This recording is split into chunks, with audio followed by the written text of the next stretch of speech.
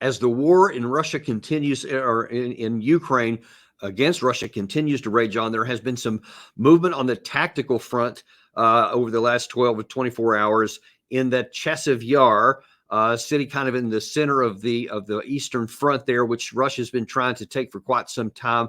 There's been some significant movement along on that battlefront. It's just been a vicious war. It's kind of small when you look at it on the map, but it has important operational implications, not strategic, but operational along the front lines in there. There are also things going on off the battlefield that have just as much impact, if not more so, about the course of the war. We're going to talk about all of that today with one of our favorite guests, Matt Ho, former State Department, former combat Marine, and a close friend of mine, and just a wonderful human being. Matt, welcome back to the show. Thanks, Danny. It's good to be here with you.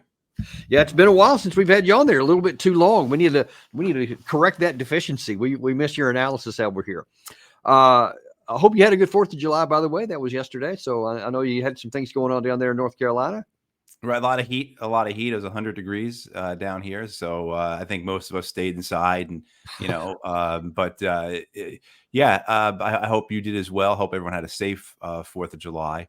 I was a combat engineer, so certainly a fan of demolitions, but also know how easily things can go badly with things that go boom. So hope everyone was safe and everyone still has their all 10 fingers and whatnot. Really did. Yeah, I had the barbecue grill fired up, so I did all the traditional things. So it was really nice. Thanks for asking.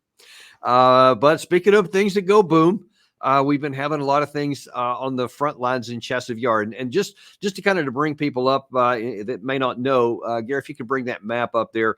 Chasiv Yar is a medium-sized town, a total of about 12,000 people, but it's in a kind of an important, operationally important area of the front. And here, so you can see on this, understand what you're looking at here on this map. Chasiv Yar is kind of a conglomeration of three kind of elements of it that are connected there. The main town is kind of on the left, but there's kind of in the middle of your screen there. You can't really see it that well on this map, but there's a canal, a sort of a river that runs in between those two sections. One on the left that's in the white, and one on the right that's in the covered in the pink. The area in the pink was called the micro district. You may have heard that if you've been watching any of the operational situations on that in that battle. It's been something they've been fighting over for quite a long time, and Russia decided to use what can only be described as just a destruction methodology with their overwhelming advantage in firepower, where they have just decided to, instead of storming the city, trying to go block by block and doing a Stalingrad kind of a deal, they just decided to just destroy the structures. And Gary's going to show you a few of the video here. And one of the things I want to point out right off the bat, as you can see from this, you can literally see the FAB bombs coming in on target. And what you notice, there is no air defense at all. All these bombs come in completely uninhibited. And the Ukrainian troops had been hiding in many of these buildings, especially the high rises, and Russia has just been methodically pummeling them one at a time. I think some of the other video he's going to show in a minute is going to show you what the micro district looks like now. And you can see that the thing has been rubbled so badly that one of the satellite images I saw, it just looks like dust where all the buildings were. And so the Ukraine side has nowhere else to hide. So now that they've moved back to the left, that original map I showed you, back into the main Chasiv Yar area, back onto the left side of this. And now then that's the next setup there where the Russians are now going to start, because they've lost the micro district on the right there. Now then the remainder of the city, about 70% of what's left, is at a much greater risk of falling, because Ukraine side just doesn't have the resources to do this. And Matt, as a combat engineer, I wonder if you can, those are the video images I'm talking about there. You see that there's hardly any buildings even left standing from which anybody can hide in. Can you talk to us about the difficulty of defending something like this against that onslaught? Oh, it's just unimaginable. But my first thoughts, Danny, when watching this, as you said, there's no defense against this. And my immediate thoughts are, why not? Why isn't there a defense against this? Certainly, the Russians have been able to defend against the American version of these bombs, the JDAMs, the GPS guided bombs, through electronic warfare. This is the result of an American military that has failed to understand the reality of modern war. This is the need for electronic warfare is nothing new. This goes back decades. 20 years ago, when we were in Iraq, Danny, we were dealing with this, an American military confronted with the reality of dealing of say just remote controlled roadside bombs. And we in the Marine Corps and the Army did similar, brought in electronic warfare officers. So every infantry battalion had an electronic warfare officer assigned to them, as well as all kinds of new equipment and kit, and as well as tactics and techniques and procedures to deal with this new realm of what was to us new realm of electronic warfare. It wasn't new, but certainly 20 years ago it was much newer than it is now. So there's no excuse for the Ukrainians not to have a defense against these weapons, which are more or less, I know there's differences in how they actually work, but overall, there's not much of a difference between how they operate and how our own JDAMs operate. And the fact that the Russians are able to defend against our JDAMs, they've been doing it for almost 2 years now in Ukraine. And the fact that we have no ability to help the Ukrainians protect themselves. And this goes to the larger tale of this war. This goes to the larger story of the American military. And, one example of why is it that Americans can't win wars, it's because we can't even produce the equipment. We can't even train the personnel to fight a modern war, because these modern wars go against not just the grain and ideology of the American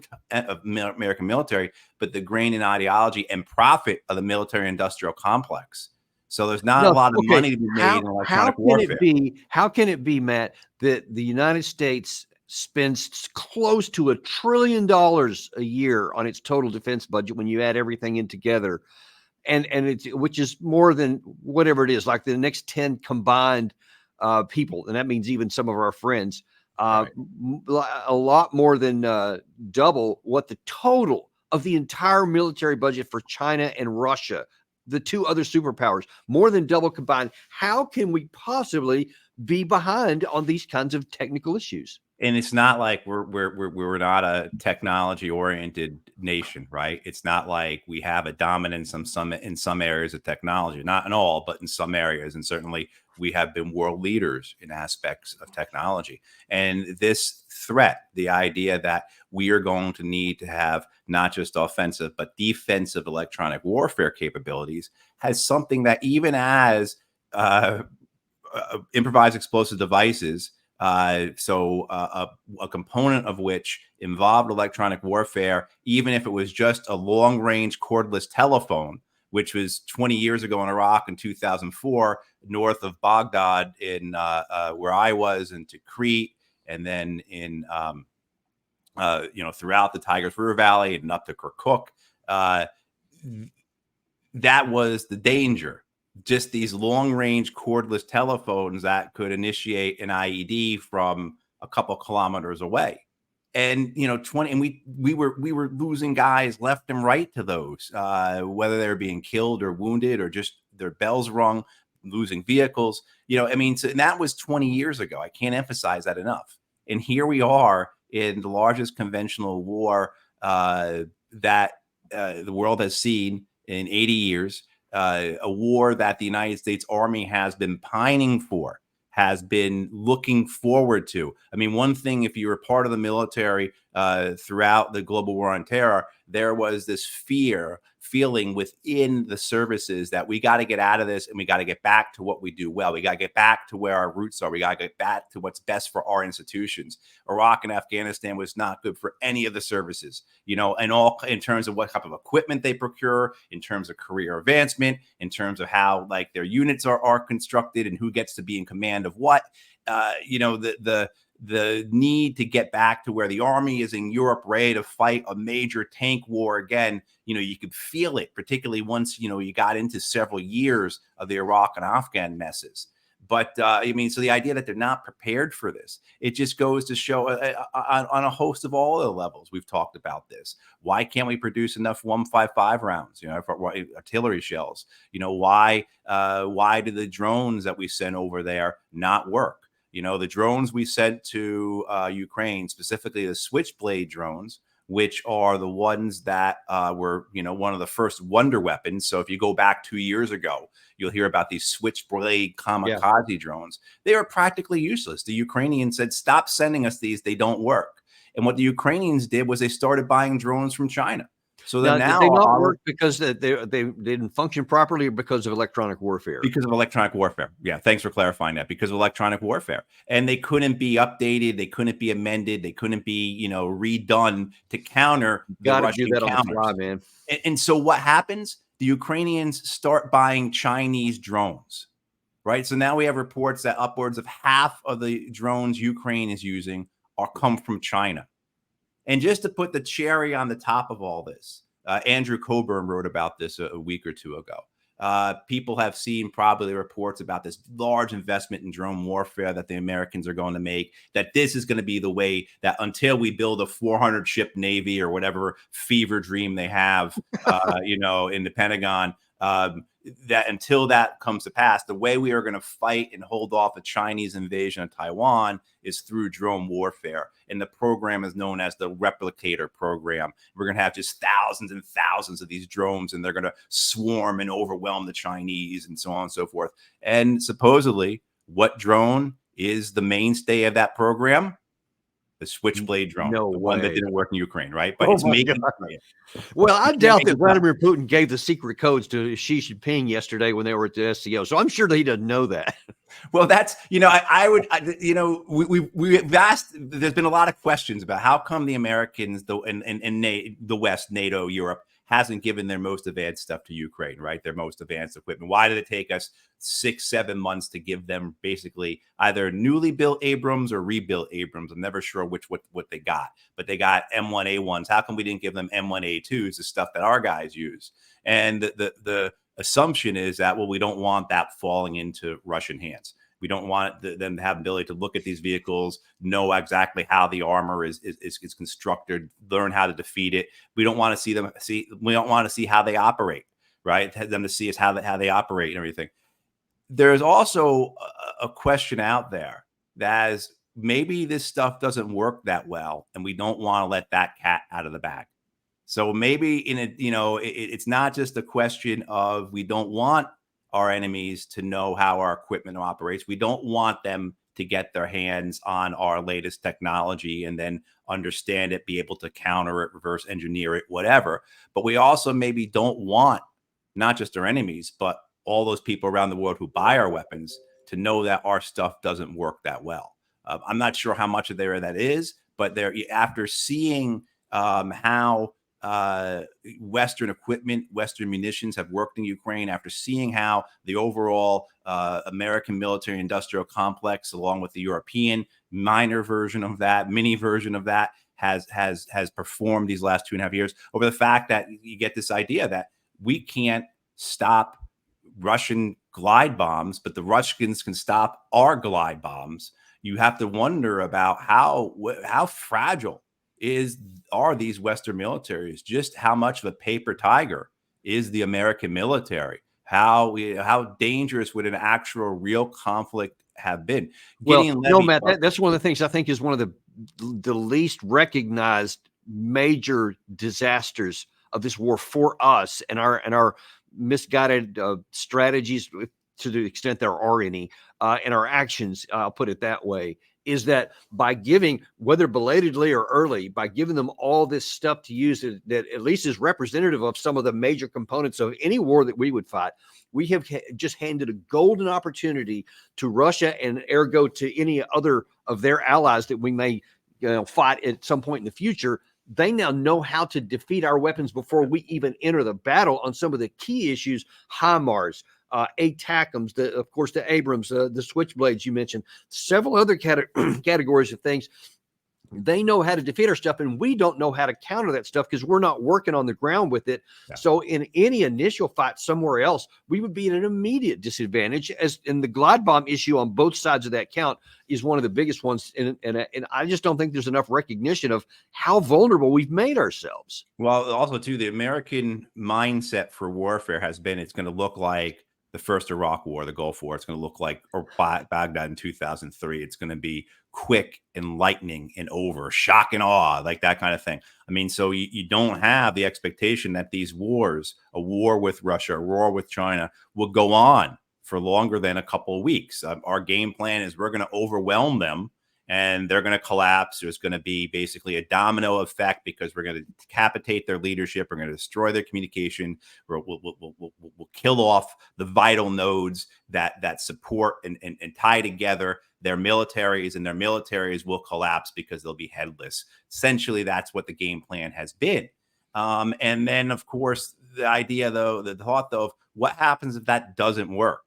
What happens if you start getting into week 3, week 4 of this war? What happens if essentially what happened in Iraq, if you're there and the Iraqis didn't get the memo that they were supposed to not keep fighting us? I mean, like along the lines, or also too, just go back 2 years, 2.5 years now. The idea, the expectation was that most American military and analysts had this view that the Russians were going to sweep through Ukraine, because they expected the Russian military to perform as we did. They expected the Russian military to just carry out their offensive as we would. They expected it all to go just as it happens in all our war colleges and all our war games and all our white papers, etc. How just A follows B follows C. And of course you hit, this with that missile, which then the domino effect, and that unit out on the ground has no ability to shoot, move, or communicate because you decapitated everything that supports it.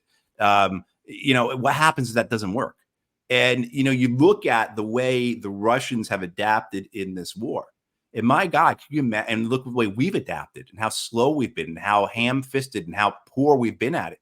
Can you imagine if we were into month 6, month 12, month 18 of an actual war with Russia? I know that's a bit preposterous because the assumption is that eventually it would just go nuclear. But say we wave a magic wand, conventional, yeah. Yeah, say we wave a magic wand, sprinkle some fairy dust, and nukes aren't involved.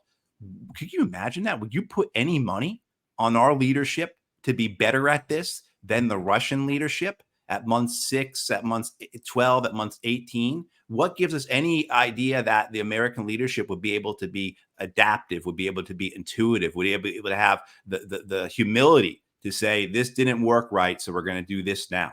Let alone beggar off, let alone put off or push off the tentacles of the military-industrial complex, right? I mean, yeah. Right? I mean, when you look at it that way, in terms of people ask about that, this idea of like a Russia-U.S. military confrontation, and how would the M1A2 do against the T90 or whatever, I mean, I don't think that matters at all. It's because the leadership is so poor on our side that we would not be able to think our way through a war and win, that the Russians would be much more adept, much smarter. They've got a lot more experience now than we do, of course.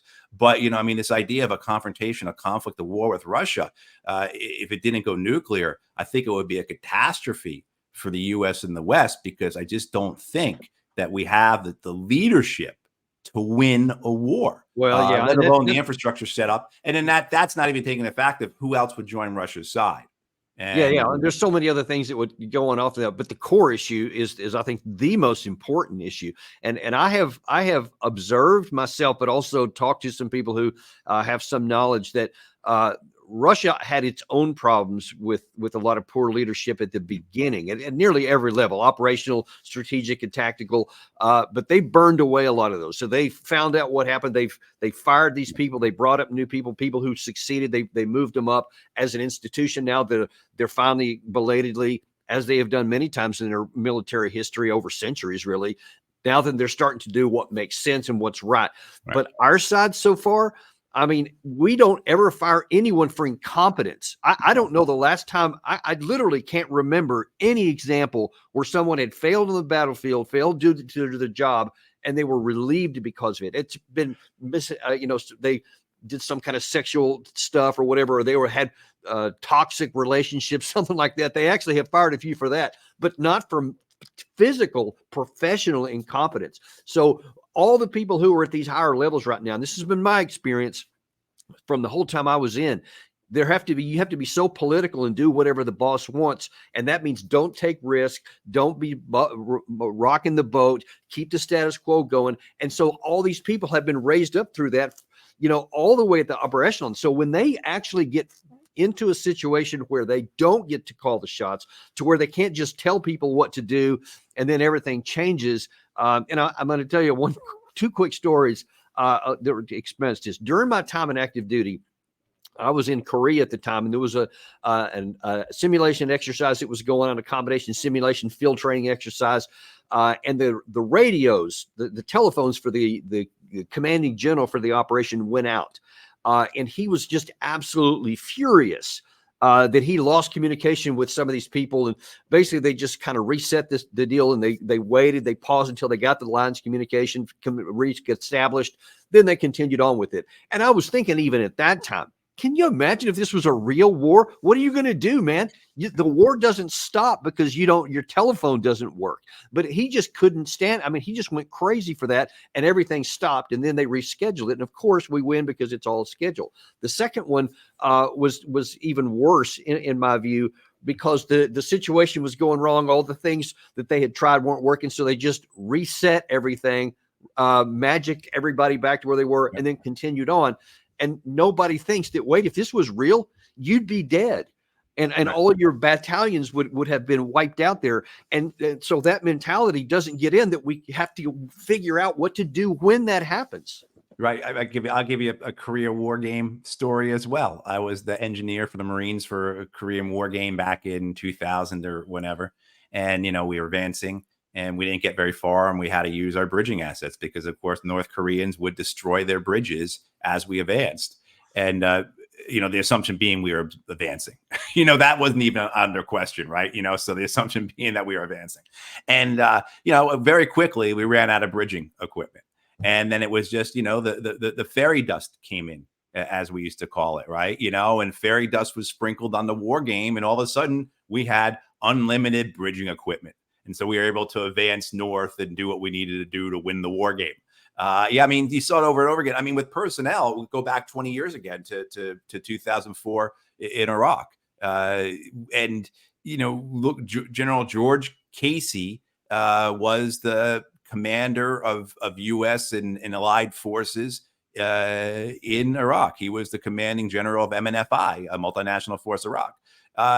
When he leaves in 05 or whenever, 06, he gets promoted to chief of staff of the army, even though that war is clearly lost, even though we're clearly losing that war. Lieutenant General Vines, who is the Corps commander, I believe Vines was the Corps commander then, he gets promoted as well. I mean, like, you just saw it over and over again, the most egregious being David Petraeus, who, when I was there, was in charge of the training command, Minsticky, as we called. I'm not going to try and remember what that acronym was, but that was a training command that was supposed to train the police and military, the Iraqi police and military. I mean, absolute colossal failure under Petraeus, not just in terms of like turning out units that actually could operate and fight on the battlefield, let alone win a counterinsurgency fight and all that stuff. But also, too, his command lost hundreds of thousands of rifles and pistols during that time, as well as this is where we saw the death squads take off in 2004 into 2005 that ignite that civil war that we totally caused by our invasion and occupation. But what happens to Petraeus, even after that just complete disaster, even after everyone knew he lied and cooked the books to say that Mosul was in better shape than it actually was. Petraeus leaves as the commanding general up in Mosul. He says that things are going well here. It's going so well, you don't need a full division to replace me. This is in the fall of 2004 or so, I guess. And what did they replace him with? They replaced him in Mosul with an armored cavalry regiment. Just simply not nearly enough guys. and the whole thing blows up, as we all know. Yeah, and that's where basically ISIS in Iraq. Yeah, you know, I mean, like, but Petraeus goes from that where he lies, and this colossal operational failure occurs. You know, in terms of control of Mosul, he goes to the training command, complete disaster, complete catastrophe. Not just operational failures, but strategic failures. Now you have a civil war, which you can trace right to this training command in a lot of ways. But then as well, so now we're going to promote him and put him in charge of everything. And eventually, I mean, we can make example after example. Look at Jim Mattis. Look at Lloyd Austin. What on their resumes, what on their CVs when they were in the Marines and the Army in terms of their actual conduct as commanding generals makes you think that these men won something and they should now be our secretaries of defense. I mean, so you see that all throughout the American military establishment, the way we fight wars, the way we prepare ourselves for war. So much of it's dominated by politics, whether it's outside the military or the politics inside the military, as you were alluding to. And of course, the needs of our military industrial complex, the fact that the priority in Washington, D.C. is not the ability to fight and win wars, but it's to ensure that the weapons makers' profits, that their stock prices, their stock value continually rises. Okay, now I'm actually going to touch on all those things. Nearly everything you just said in that last little phrase there, we already have set up to talk about here, and we're going to talk about the implications of nearly all of those. And so one of the first ones is that all the things you described really within the United States, both inside and kind of outside the operational capacity of our armed forces, is also a display in NATO. And I don't think there's any surprise about this, since we kind of are leading the show and that everybody's following our lead in all the bad ways as well. But first of all, I want to look at one example from the West that is different from all the rest, and that is Hungary. And their leader, Viktor Orban. Now, he gets a lot of bad press in the West and within NATO and within the United States, but he is the one guy that's actually saying, look, let's try to get some peace. So he, last week, a few days back, went to Kiev to talk to Zelensky. Hadn't talked to him in face-to-face in Ukraine since the war had started, and had a couple of tense engagements with him in public in other locations around Europe or so. But he went to see him, and he went to offer a negotiated settlement. He said, let's have a ceasefire first, then let's figure out the negotiated settlement, as opposed to doing it the other way around, which he knew was going to fall on deaf ears, and sure enough, it did. Well, today, and literally just an hour or so ago, some of these images were shown that Orban, who is currently the rotating president of the European Union, went to Moscow to talk again to Putin. And here is at least part of his remarks just before the show started. Over the last 2.5 years, we have realized that without diplomacy, without channels of communication, we won't be able to achieve peace. The world will not come by itself. We need to work towards it. And ways of achieving peace is exactly what we have been discussing today with Mr. President. I wanted to see which path would be the shortest towards the end of the war. So now the thing about Orban, Gary, this will be a little bit out of order, but in just a second, if you can bring up the one where he's given his justification, his understanding of how the war is going on. One of the reasons why Orban gets a bad rap in the West is because they think he's pro-Putin. I hear that all the time. He's the most pro-Putin leader with the West. But as he says many times, if people actually listen to what he says as opposed to the caricatures of him, you get a different impression. Here he was in 2023 talking about what his motivation is for seeking a negotiated settlement. Really think there is no chance of Ukraine winning. That's and surely point. They stand very little chance of winning without the aid which you are currently blocking. No, my position is that looking at the reality, looking at the figures, looking at the surroundings, looking at the fact that NATO is not ready to send troops, it's obvious that there is no victory for poor Ukrainians on the battlefield. That's my position. So if his position is the same as yours and ours are, perhaps he watched our show. I don't know. then the only rational thing to do, if you care about the pointless loss of human life, is to seek a negotiated settlement and to try to bring the two sides together. So that sounds like exactly what he's trying to get done here. Yeah, and everything else you can say about Viktor Orban on this issue, he seems to be the only man or woman, the only honest man or woman in power in Europe. The danger that he, I think, is looking at from his perspective, so close to the actual war. I think that's one of the things that I've been trying to get across to people in Europe, is that you have to understand the American mindset here. The Americans who are supporting the war in Ukraine, Republicans, Democrats, whoever, they have this very real belief. It is essential to their understanding of this war that this won't touch Americans, that we are safe, that by the time it gets out of hand, it will only get out of hand in Romania or Finland or Hungary. And at that point, we'll be able to shut it off then. I mean, I really think there is this feeling among American leadership, this belief, this understanding that's essential to their construct of what we should do, that Americans are not going to be touched. And so here you have a man who understands that this will affect my country. This could affect my country in so many different ways, whether it's nuclear war or a collapse of Ukraine that sends even more refugees into Eastern and Central Europe, which I think is probably the most likely, and a thing that should be very concerning right now. Hopefully Zelensky was listening to them. I know what the Ukrainians said following the meeting between Zelensky and Orban was rejectionist. At least what I saw was rejectionist of what Orban was saying, that they're going to continue to fight on. But we also have to look at where the state of Ukraine right now.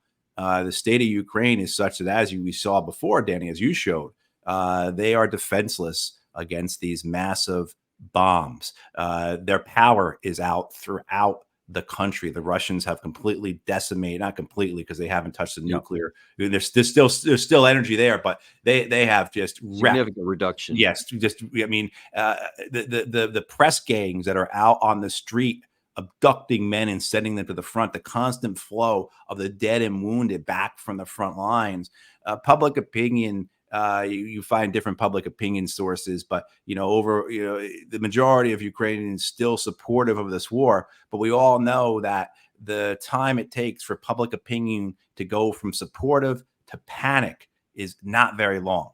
And the fact that you have things like these, again, like what you showed, that video there in Chasiv Yar, of these glide bombs that are unstoppable. The fact that nothing works, everyone's pinning their hopes on the F-16s, the press gangs, right, that are inducting men into the Ukrainian army to then be sent to the front lines to likely return, and maybe just as soon as a few weeks in a box, or without their arms or their legs or without their senses. I mean, the weight of this on the Ukrainian people is massive. And Matt, to that extent, I want to show a brief clip here from Deutsche Welle earlier today from the German media in light of Orban being in Moscow trying to find a negotiated settlement. There is, I think many of them recognize this, but they also have some additional fear. And I wonder if I could get your observations on what some of them are afraid of inside Ukraine, and how that complicates the situation, because it's not an easy thing that, well, obviously they should make a negotiated settlement, which I argue, but it's not that simple when you're looking at the people on the inside. Check this out. When you speak to people here, they will admit that they're tired. They will admit that lots of people are scared of going to the military or have known people who've been wounded or even killed. But when you ask them, are you willing to organize a ceasefire to basically just let it stay as it is, they'll tell you as soon as that ceasefire comes into effect, Western countries will think, okay, this is now over. We don't have to support Ukraine militarily, financially, and will basically forget about Ukraine or draw down on their support to such a level that in a year, 2, 3, Russia, having rebuilt its military, can come back again and get the remainder of the country. There is a deep conviction amongst people here that Vladimir Putin is not intent on just leaving it as things are, taking off a few regions, that he wants to control this country in its entirety. And so they do not believe that by giving Russia a chance to rebuild and the West a chance to distract itself, that would actually achieve anything and give them long-term security. Now, as a military person, I can sit here and tell you that Russia doesn't have the capacity to go into anywhere into the west of NATO or so. But I can also paint a picture why they would not want to go into Western Ukraine, much less over. But to the people who live there and they see this war, I mean, what can be said to them to make them to support this? I don't know that trust Putin is ever going to be in the cards, but what can they be told so that they see that a negotiated settlement is actually good for them, not bad? Well, we're certainly looking as outsiders into a country that has centuries of tension, conflict between Ukrainians and Russians. It's a very complicated history, but I think that's enough. That's all we should say. They have a very complicated history. We also understand that they are a nation that was invaded. I mean, there was a coup in 2014. There's what occurred for 8 years in the Donbass. That being said, Russia invaded Ukraine. So even those people, if you can see it in the public opinion numbers, the change in 2022 as opposed to 2021. I mean, the Russian invasion is, that puts Ukrainians, on the defensive. I mean, why wouldn't it? I mean, so they were attacked. There's this long, complicated history, and some of it, much of it, in living memory as well, in terms of their experience under the Soviets. So you also have, the fact that the Ukrainian government has banned independent media for quite a while now. They were banning it post coup 2014. They started banning some of it, but then essentially once Russia's invasion occurs, there is no independent media worth speaking of in Ukraine. I mean, the war is going so badly that you will see in Ukrainian media that's sanctioned and authorized by the Ukrainian government, reports sometimes that lets it be known how bad it's going. It slips through the censors, so to speak. So you have to understand the population in that way. What type of information are they getting? But it's also the understanding that no nation is going to be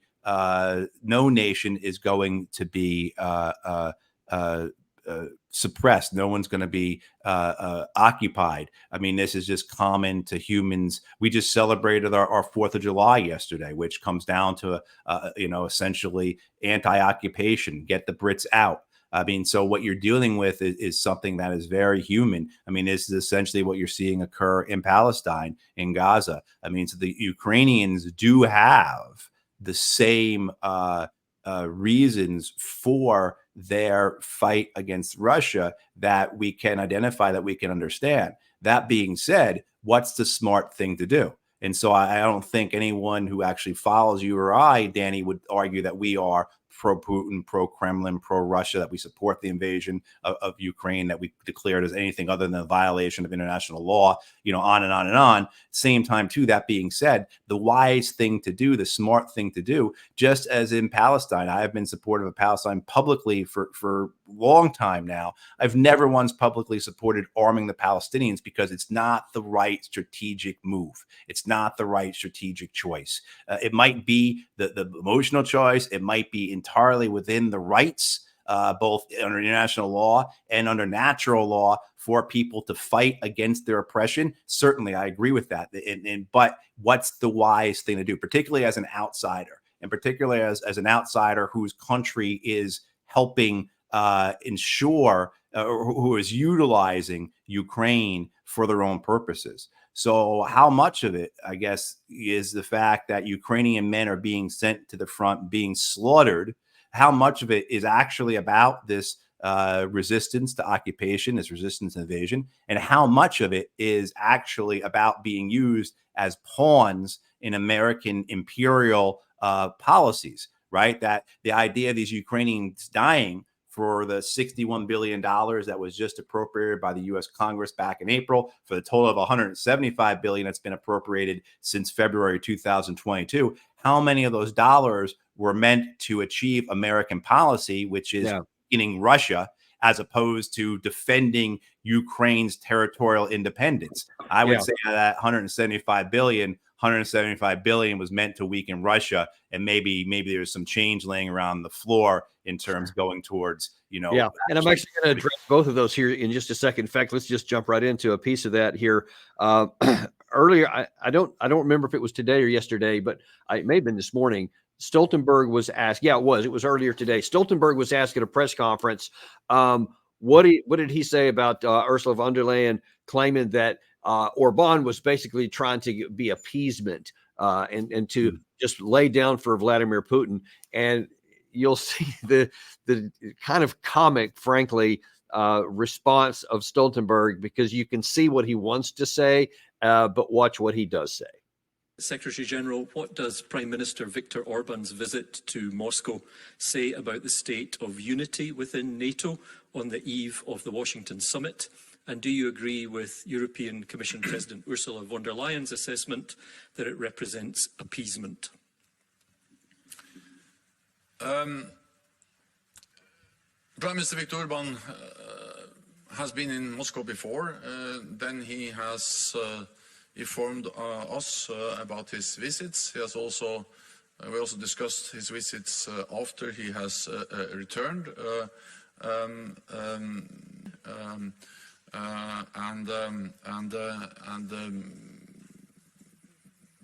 Prime Minister Orban, also when I met him a couple of weeks ago, we also discussed his upcoming visit to Kiev. So you may know that he also visited Kiev recently. What is important is that all allies, also Hungary, agrees that Russia is the aggressor and Russia is responsible for the war, and that Ukraine's territorial integrity and sovereignty must be respected.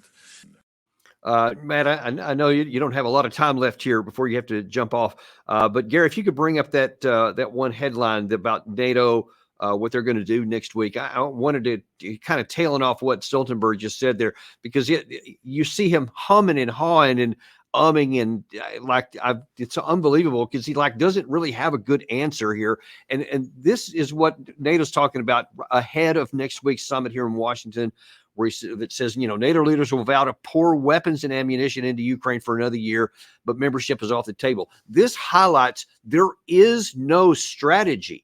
What are they giving these weapons for? What do they want it to accomplish? What do they even hope that it does? How will that accomplish any kind of an end to the war or do anything? There is no even discussion of it. The only question is, how much can we afford to give? And then we'll see what we can do next year. And that is just shocking to me.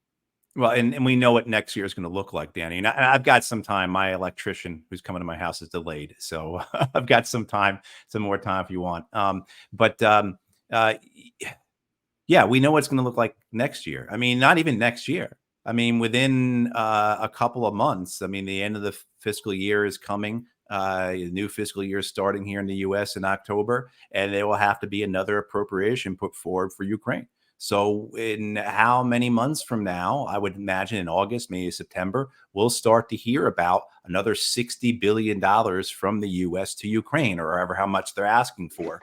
This $43 million that NATO just approved for Ukraine, in addition to tens of billions, I think about $40 billion that the EU had just approved. I mean, so you're looking at essentially $150 billion a year being put forward by the U.S., by the EU, by NATO. I remind people that of that, say, $43 billion that NATO is going to give to Ukraine, about 2/3 of that comes from the U.S. So when you look at the American numbers for this, it's even higher than the $175 billion that's been appropriated. Effectively, anything that NATO has given to Ukraine, tack on, get 2/3 of it and tack it on to the American total.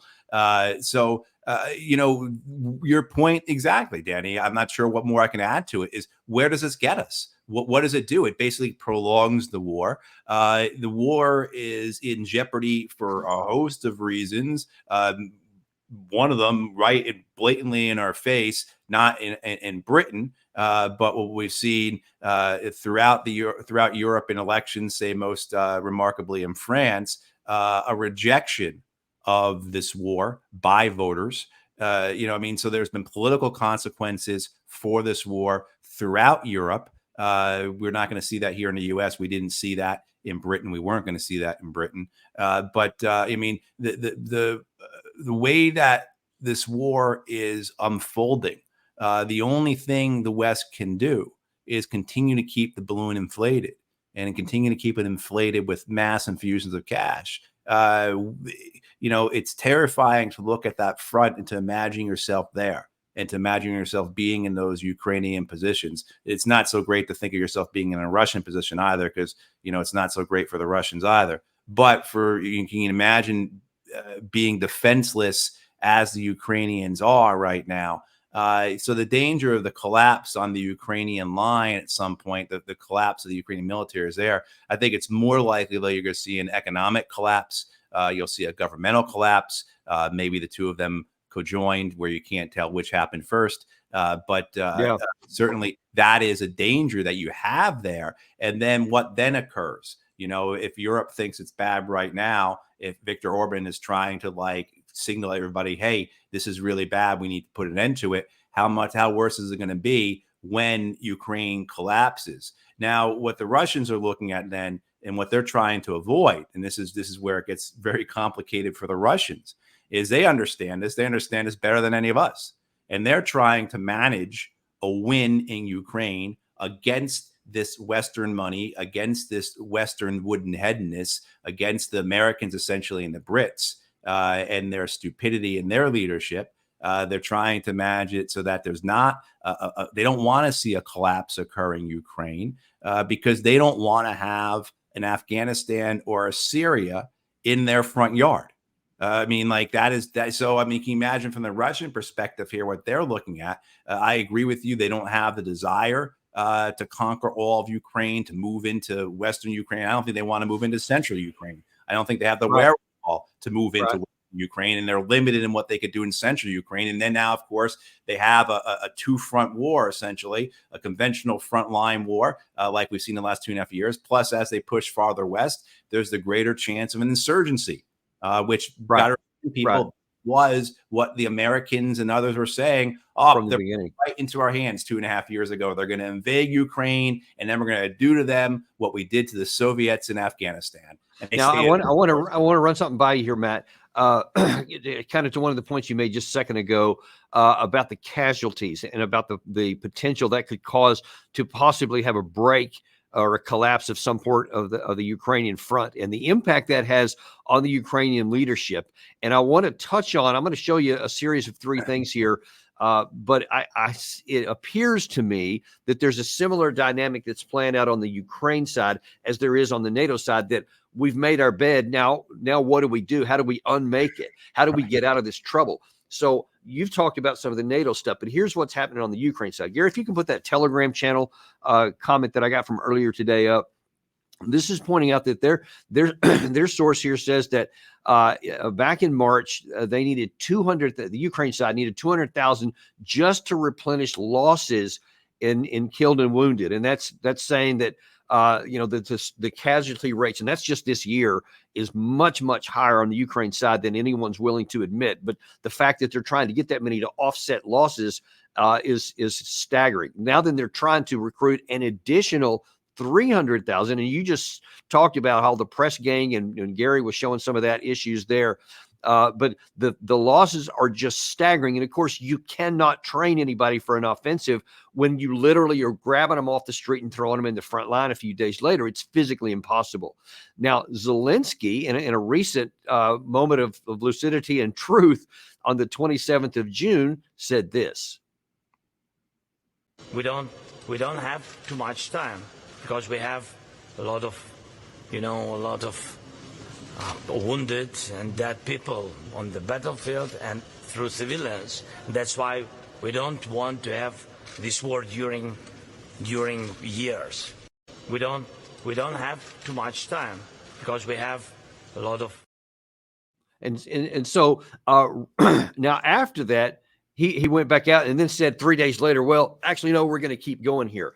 After Orban made his visit there to Ukraine and said, hey, let's have a ceasefire, Andrei Yermak, one of the chief advisors to Putin, came out and said, we're not ready to go to compromise for this very important things. And they value all the stuff, that basically saying this is the outcome we desire. And so even though there's no actual rational path, we're staying with it. So when you see all of these things combined, when you see NATO just saying we don't have a solution, so we're just going to say another year of just throwing a bunch of stuff and weapons and bullets and stuff and see what happens. And you have the Ukrainian leadership themselves saying, well, we want all this outcome, so we're going to ignore the combat reality and keep going. But those are desires and aspirations on either side there. But around that you have, or in between that, you have the Ukrainian men actually on the front line, opposed by Russia, which seems to be methodical and equipped and capable to just keep the thing punching until one day just reality and truth is going to collapse both of these unsustainable narratives. Right. And collapse happens quickly too, right? It is that domino effect we were talking about earlier, in the sense that panic strikes, like say a bank run, essentially. But, this idea of just keeping it going infused with cash, as long as the money comes in, that is essentially how the Americans worked in Iraq. That's essentially how we worked in Afghanistan. That's the way our empire has kept these governments in power, these proxy wars going, whatever you want to call them, is to keep the money flowing in. And as long as the money is flowing in, then the idea is that the panic won't set in. It's what we've seen happen, say, in Afghanistan 2021. What causes the collapse of the Afghan government? It's the fear that the American money is gone. The Afghan government starts collapsing early 2021 when Joe Biden comes into office, because they're afraid that this really is going to end and the money is going to start to dry up. And then once that panic begins, you can't pull it back. The difference here is, of course, that you're not dealing with the Taliban or with Sunni nationalists or Shia militias in Iraq. You're dealing with the Russian military. And okay, now hang on just a second, because what you just said there is really more important than I think, and I don't want anybody to miss this. You just talked about the dynamic that when Biden came into office and was talking about an end to the Afghan war, that caused a cascading series of events and people stopped believing things, et cetera, that the money's going to run out. We are now faced with a very similar possible dynamic here, in that President Trump is unequivocally saying, I'm going to bring this thing to an end if he wins. And based on a lot of things that are going on with just our polls and with Biden himself, that's starting to look like a lot more. You had Putin, in fact, said this about Trump's possibility.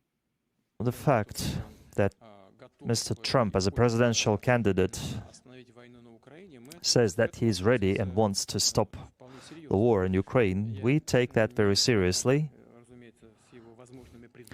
Well, I haven't seen his ideas on how exactly he's going to do that, and that is the key question.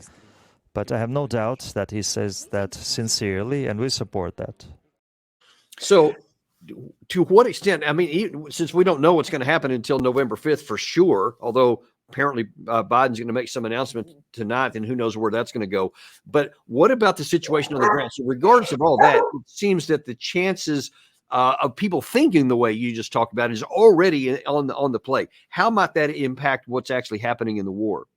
Well, I think you could see it in Zelensky's face, in the way he spoke to the media, just in the clip you just shared. It reminds me of how he looked, was it April or end of March, when Russian forces crossed over into Kharkiv, right? So they opened up extended the front, and all those prepared defenses, all the fortifications, all the prepared lines that the Ukrainians have been bragging about, that hundreds of millions of dollars have been spent on, weren't there. How the Russians just walked in. And if people remember how Zelensky looked in those days, he was a deflated man. He looked as if he had been finally shown the truth, and there was no way of excusing it or apologizing or making up for it.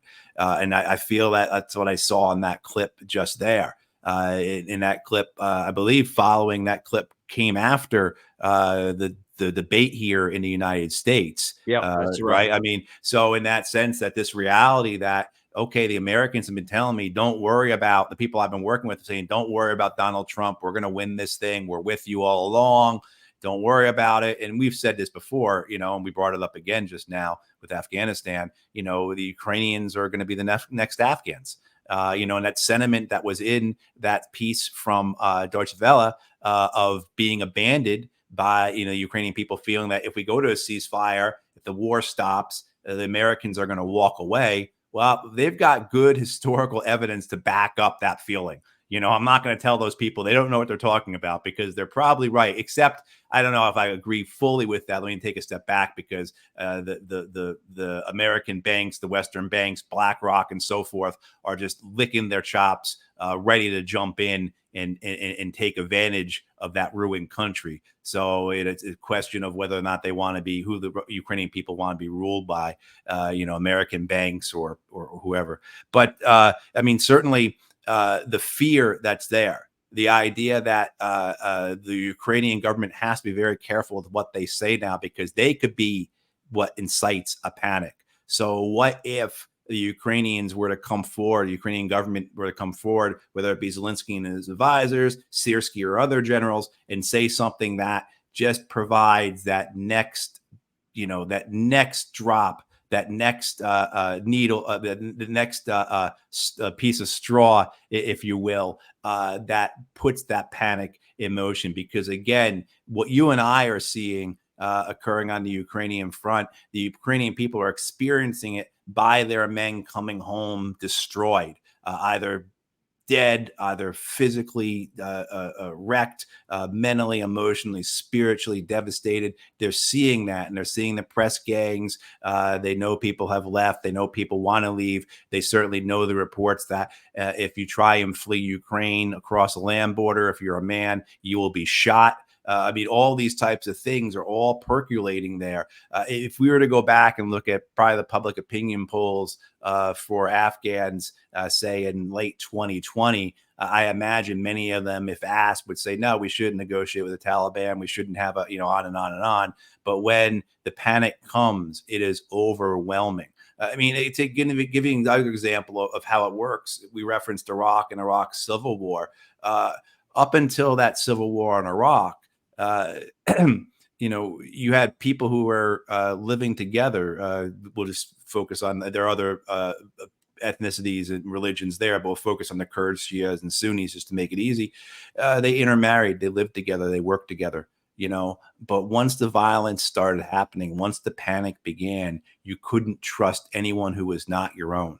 And that's not analogous to what I'm saying in Ukraine, but the idea that when a panic sets in, all historical precedent, all norms, how everyone feels about a situation quickly turns. And that's the real danger here. And I think that's, again, what Orban may have been trying to signal, is that what is going to come from this, whether it gets so bad that NATO puts troops into Ukraine and that gives us World War III, or there's a Ukrainian collapse and we end up having to deal with the detritus, the refuse, the results of that collapse, primarily for those countries in Central Europe, the refugees, that type of, this is what we're looking at, so best case with that $43 billion that NATO just gave to Europe with to Ukraine, with the $61 billion the U.S. just gave to Ukraine back in April. Best case, Danny, we're looking at the same thing this time next year. Best case, we're looking at maybe the Russians have moved west 25, 50 kilometers, if that. Maybe it's still the same front lines. Maybe the Russians have pulled back to consolidate, and maybe the Ukrainians have actually moved east 10 or 20 kilometers. That's best case, right? That's best case. And I don't think that the best case is going to come, because the likely case and the worst case are profoundly worse than that. Right. And I just don't see any prospect of it is. But there is no case to where Ukraine can ever drive Russia out to get their land back, or that doesn't spawn into a nuclear conflict, even if they should start to make progress on that, which I see no prospect, no possibility that they could do. So this is almost certainly just going to get a lot more Ukrainians killed, and Russia more territorial conquest. I honestly don't see any other rational outcome other than that, unless NATO gets wise and starts taking advantage of the opening that Orban is making. And I don't see any policy change coming from, well, with the Brits, Labour just won, took over Parliament. They're not good. That doesn't mean no change from the Brits. Labour's and Keir Starmer and those folks are in bed with this war as much as Rishi Sunak. Yeah. So, and on the American side, following Joe Biden's performance, how badly he's going to be doing in the polls, how desperate the campaign is going to be. If anything, they'll double down on this Ukraine war. They'll hammer away at it. This is the narrative been driving. The Democratic Party has been driving for more than 10 years, almost 10 years now, that Russia is an existential threat, and Donald Trump and the Republicans are tied to Russia, and that it's treasonous. This has been what has dominated Democratic Party talking points, campaigns, narratives for almost a decade now. They will assuredly double down on that as they become more desperate in the campaign. You have to remember, too, going back almost a year now, back to September, the first campaign ad put out by the Biden-Harris reelection campaign is of Joe Biden wartime president. Right, wartime president. And there's this axiom in American politics that wartime commanders in chief get elected. So if anything, we'll see this White House not just stick to, but increase, amplify American policy in Ukraine, which is incredibly dangerous. And then if everything is delayed to the point you were making, if Donald Trump wins election, is that when we see this panic happen in Ukraine because people feel that it's over? And not that the fear is that the Russians are going to come and take over, which of course I think many people do fear, whether that's likely or not. They do fear that, but also too the knowledge of what comes next, the fear of what comes next, the uncertainty of it. It's so corrupt. This again gets back to what the Russians are fearing. The Russians are fearing a Ukrainian collapse because, again, they don't want Syria. They don't want Afghanistan in their front yard, which is what they're looking at. If there's a Ukrainian collapse, that's what you think it's all. What essentially could happen, this idea of having these warlords running various parts of Ukraine, that's not speculation. That's just not drivel for some type of fantastical novel. That very well could take place. That's what we could be looking at a year from now. Central and Western Ukraine divided up into various parts with various warlords. Or factions within some type of cobbled together government, or just some nightmare, basically. Yeah, all because we can't do what's rational and normal. Right. But that is what we have. So we're going to continue to keep an eye on this. Matt, thanks so much for coming on today, and as always, giving us great clarity on this and insights that we just don't get from a lot of other people, and nobody on the mainstream media side wants to talk about any of these issues. So we really appreciate you. Thanks, Danny. I appreciate it. All right, and we thank you guys for watching us. We're going to have Ian Puttick on later this afternoon. He's going to be talking about the biggest election change since 1832 for the UK side, and what does all that mean for the war, and what does it just mean for Western relations in general. Tune in to see that this afternoon at 3:30 p.m., and we'll talk to you later on Daniel Davis Deep Dive.